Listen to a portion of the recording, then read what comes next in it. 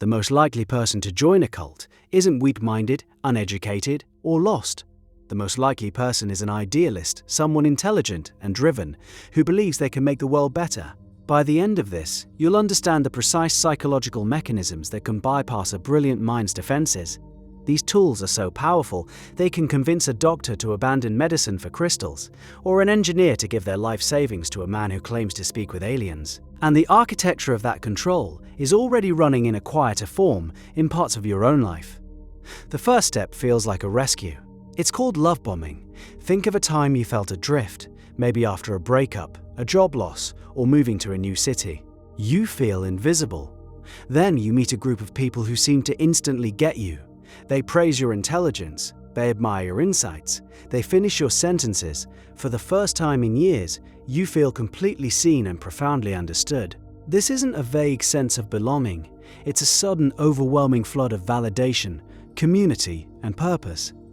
Every insecurity you have is soothed, every doubt is answered. You found your tribe, they offer you a home, a job, a new family. The isolation you felt just weeks ago evaporates. It feels like a miracle. But this constant, intense affection serves a specific purpose. It rapidly creates a powerful bond of reciprocity and gratitude. You feel indebted to them. These people saved you. How could you ever question them? This initial wave of euphoria is the anesthetic. It makes you comfortable while the more invasive procedures begin. The group has earned your trust. Now they begin to use it. And it starts with changing the way you talk. Every cult develops its own internal language. This is deliberate. It's a set of special terms, phrases, and acronyms that only insiders understand. This loaded language does two things at once. First, it creates an instant barrier between members and the outside world. When you use the group's jargon with your old friends or family, they look at you with confusion. This reinforces the idea that only the group truly understands. You feel special. You have access to a higher truth. Second, and more importantly, it slowly rewires your ability to think. Certain words are designed to be conversational dead ends. They're called thought-terminating clichés. If you express doubt about the leader, a member might say, "You just need to trust the process." If you question a doctrine, the answer is, "That's just your ego talking." These phrases sound wise, but they are designed to shut down critical thought. They stop the conversation. There's no way to respond without sounding argumentative or spiritually immature. You learn to stop asking questions. You learn to self-censor. The language of the group becomes the only tool you have to interpret reality. When you can only think in their words, you can only arrive at their conclusions. That's the mechanism. It replaces your internal monologue with their script. But what happens when a real crack appears? A moment of doubt so strong that the clichés can't contain it. Maybe you witness the leader acting cruelly, or you discover a direct contradiction in the teachings. This is a critical moment. Your brain is trying to sound an alarm, and this is where the most powerful tool of control is deployed: phobia, indoctrination.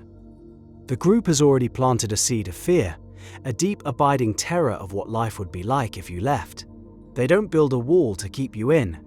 They build a cage of fear and convince you the world outside is on fire. They tell you that leaving the group means spiritual damnation. They say you will be miserable, alone and hunted by evil forces. They might claim your family will be cursed, or that you'll suffer a catastrophic illness. These are your only two options: salvation inside or oblivion outside. They create a phobia of the very act of leaving. So when you have that moment of doubt, your mind doesn't see it as a signal to get out. Your mind interprets the doubt itself as the attack. Your anxiety isn't about the group. It's the evil influence trying to pull you away from safety. The fear is so intense that you cling to the group even tighter. It's a psychological checkmate. The problem becomes its own solution. Any evidence against the group is twisted into evidence that you need the group more than ever. It's an elegant, terrifying loop, but even that isn't the final lock on the door.